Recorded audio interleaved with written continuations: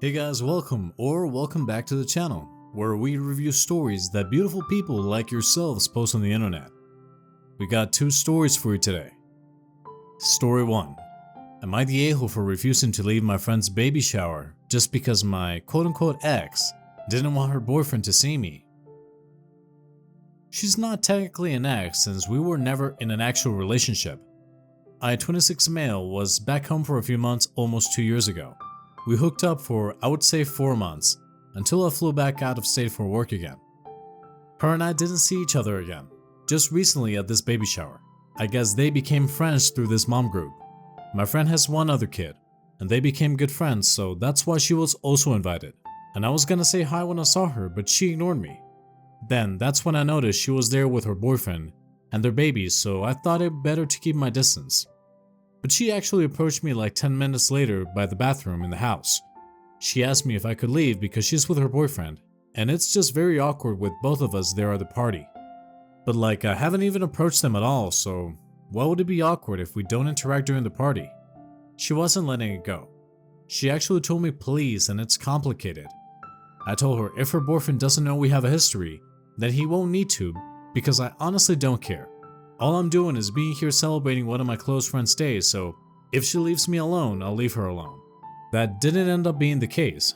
They left not even after an hour.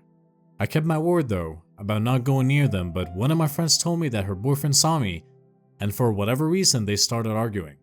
It wasn't subtle either. They went to the front of the house, but you could still hear what sounded like them raising their voices at each other. And a few minutes later, I saw her walking to my friend, probably telling her bye. But she definitely looked right at me after that, like she's super pissed. Everyone at the party was confused after, so they were all talking about it for the rest of the time. For the first time in a long time, she texted me, since I never changed my number. She told me thanks for ruining a party when all this could have been avoided. I asked her what could have been avoided, but again she doesn't tell me. She just thinks it's my fault for whatever shit went down. Then after my friends found out she asked me to leave, they think that I'm the a-hole for not doing that. The whole party was meant for my friend, and it was turned into some drama just because I wouldn't leave, even if it was for some unknown reason. I don't know what to think now, or why it was such a big deal that we were at the same party when neither of us even talked at all. Am I the a-hole for being the cause of a scene because I denied her request? Not the a-hole. If she would have kept her distance, none of this would have happened. You realized and you kept your distance, and it was 2 years ago. If you're still stuck on a hookup from years ago while in a relationship, there is an issue, and you're also a friend to the host, so she has no right to tell you to leave. Reply. She did keep her distance aside from talking to me in private. I don't know what his deal was, but it was the fact that he saw me at that party at all is what set him off apparently. So, how old is the kid? Maybe say a year to a year and a half-ish? You're not the a-hole. But something is super weird there for just a short hookup, unless her current boyfriend is just insanely jealous about everything. Either way, she ruined it, not you. If she had the problem, she gets to leave. That's how it works. But seriously, do the math to see when that kid was conceived. Not the a-hole. Either the kid is yours or she has talked about you to the boyfriend. Somehow your hookup story with her has permeated the relationship. Maybe she was much more hung up on you than you know, and it caused jealousy issues with her boyfriend. Maybe her boyfriend is controlling and hates that she has a body count. Did you take her virginity? Ultimately, it's not your fault, and you shouldn't have had to leave the party because she has relationship problems. Not the a-hole. She wasn't the host. She doesn't get to ask you to leave. She's the one who created drama. She doesn't get to say it's complicated without explanation and expect that to be justification for her bizarre request. You might want to check in with your friend regarding your intention to simply play it cool by keeping your distance, and that you regret the incident happening at all, even though you were not at fault. Sounds like you dodged a bullet by not having more of a relationship with her. Damn, I don't know what to say, but everyone really wanted to know what happened. Gonna start off first, and say I spoke to my friend whose baby shower it was to apologize for the drama. I had no idea that was going to happen. Just so she hears it from me first, like a commenter suggested I do. She had no idea my ex and I had a past, but she told me it was fine. The party was awkward after, but that's on them, and she doesn't blame me. It was great to hear because this was meant for her to celebrate her baby, and as her friend, I wanted to be there celebrating with them. So I got all the confirmation from her, plus you guys, that I wasn't the a-hole. Obviously, all of you wanted to know the answer to the main question, if this baby was my kid or what was their deal after all. We did talk on the phone. She went first and beat me to that topic. Probably read my mind because she started off by telling me that she had something important to talk to me after apologizing for blaming me about the party. To sum it up, we agreed to get a paternity test done ASAP because I couldn't handle this curiosity. It was already driving me crazy. He is definitely my kid. I've looked at the results a million times since they got back. But she already knew my son was mine. She found out she was pregnant after I left. She didn't want to tell me because when I went back for work, she wasn't told until after I'd already flew back, and that hurt her. Since it seemed like I didn't care much, she was scared, and I wouldn't be willing to go back and help her take care of our kid. This was hard for me to hear. I was actually crying when we talked about it in person. I'm still in shock learning this, but she let me come meet him a day ago, and it was emotional AF. Holding him really got me. He's so damn big already. That whole day I spent it with my son. Then we stayed up late talking about how we're gonna do this then. This is new to me, so we're gonna go with the flow. But holy F, I have a son. That's so crazy, right? Far as her boyfriend seems like wasn't cheating, at least from what she tells me and the little bit of info I got from him, which she was pissed about. They weren't exclusive either, but after she got pregnant, he was only willing to be around as long as I wasn't. And obviously seeing me pissed him off because he thought I was still living out of state. It's a mess right now, but he doesn't want to be around if I am. But my son is my kid. She told me not to worry about their relationship because the only thing that she wanted was to make sure that my son had a dad in his life. Even if I've got no idea what I'm doing right now, being his dad is what I want to be for him. We already missed on all this time. I'm excited to see him again tomorrow. As awful as it is that you found out this way, I'm so glad you now have the opportunity to build a relationship with your son. All the best to you. Reply: it sucks because I would have loved to be there while he was a newborn. Never got to hear his heartbeat for the first time, or witness his birth, or be there for the newborn milestones. At least he's still a baby right now, and he can grow up knowing that I'm his dad. He's not walking yet, so I will do everything to be there seeing his first steps. What kind of a person doesn't tell the biological father, "Hey, I'm pregnant with your kid"? Someone not texting a casual hookup to let them know that they've left town isn't a-hole behavior, especially when both people involved knew that this was just physical, no feelings involved, and that one person, OP, is only around temporarily. So it makes no sense that this woman is trying to claim, "I didn't tell you about your child because after you didn't text me that you were leaving town, it seemed obvious that you didn't want to be involved." Like, how does that thinking make sense? She seriously thought, "You didn't end your casual hookup in a respectful way. This clearly showed me that you would be a deadbeat dad, so I've been hiding your son from you." That's very clever. A very manipulative way that she had of making you feel bad and responsible for her actions. Instead of her putting on her big girl pants, holding her hands up, and saying, "I messed up. My boyfriend was willing to step up and be a dad providing you weren't involved, so I chose not to reach out to you to tell you that I was pregnant. I chose to hide your child from you and have my kid believe my boyfriend is his father. Even though this was wrong, I would have continued had you not showed up at the baby shower." Be very, very careful about your baby mama. She's clearly very manipulative and acting in her own best interests. If she was acting in the best interest of her child, she would have reached out to you to find out for sure if you wanted to be involved or not 18 months ago. Reply: I'm still mad she didn't tell me before, but also, I just don't want any bad feelings between us because I want us to have a good co-parenting relationship. It's better for him. I do have to say that she didn't actually know that at some point I would be going out back for work. Since I didn't know when either, she wasn't told specifically that I would be leaving the state again. So it really was unexpected for her when I left. She's pretty much said everything you did here about wanting my son to have a dad, so she took up his offer with that condition that I would never be allowed to be involved. Me crying was from that mostly, because I seriously could have gone my whole life not knowing my kid was out there if I never came back. OP, congratulations, and I wish you the best. I'm going to gently point out something you did here. Quote, when I went back out for work, she wasn't told until after I'd already flown back, and that hurt her. End quote. You are a dad, and you need to take responsibility for your choices. She was hurt because you left without telling her. You did that. She wasn't told makes it sound like it just magically never happened because the universe is mysterious and whimsical.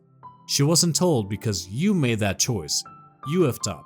That's why she didn't reach out and tell you about your kid because you were an a-hole and ghosted her after 4 months. You are making good now, which is great. And please be honest with yourself and take responsibility for your decisions going forward. Best of luck. Congrats on the unexpected baby. I bet you're a world of emotions right now. Reply, you have no idea. I was anxious just by wondering if this baby was mine. Now that there's actual confirmation that he is, I've got so much going through my mind. I'm happy, sad, scared. Not scared in that I don't want to be his dad because I do, but scared because he's here, and I have done absolutely nothing to be ready for a baby all of a sudden, and I don't want to F up.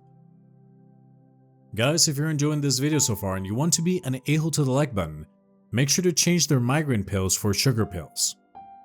Story 2. Am I the a-hole for telling my boyfriend to stop treating me like an emotional support animal? I, 22 female, have been dating my boyfriend, 26 male, for almost 2 months. We've known each other for 3 years now. We're both from Asia and he moved to the US for his master's degree in August of 2021. I was aware that it would be an LDR going into it. I have never been in an LDR before, so this is new to me. Shortly after we started dating, he started having fights with one of his close girlfriends. She told him that she wanted to stop being friends with him out of the blue. She had been through a bad breakup recently, and he had supported her through it, but her refusal to acknowledge him or their friendship was hard on him. He tried to talk to other people in the same circle. They grew tired of the repeated discussions and told him that they weren't interested in discussing the same thing over and over, and that he shouldn't take this on hard and leave her be. He's been depressed over this for about a month and a half now. He's feeling lonely and feel that their friends chose her and abandoned him. All this while, I have tried my best to support him and be there for him. I have tried to be positive and cheerful and try to cheer him up. I have had endless discussions about the same thing with him. All this exploded about 20 days ago. The said friend barged into his apartment and started berating him over how he was overly clingy and annoying, and told him to grow up and accept that they aren't friends anymore.